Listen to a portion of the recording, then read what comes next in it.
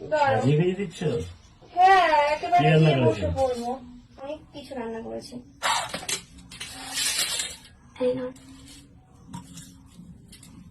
এটা কি? ওটা তেলা কচুর পাতার বড়া। খেয়ে দেখো। এটা কি লঙ্কার পিন্ডি করেছো নাকি? না না, ওটা তেলা কচু শাক বাটা।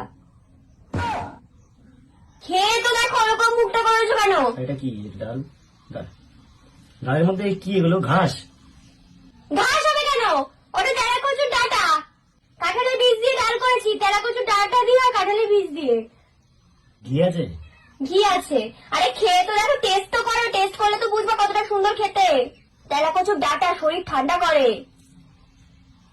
আরেকটা জিনিসও আছে, তেলা কচুর যে ফল হয় না, ওই তো বাবা দিয়ে এটা নিয়ে না, তো বাবা দিয়ে তেলা কচু ওখান থেকে সব কচুগুলো তুমি তুলেছো? আমি তোমাদের জঙ্গল পরিষ্কার করেছো?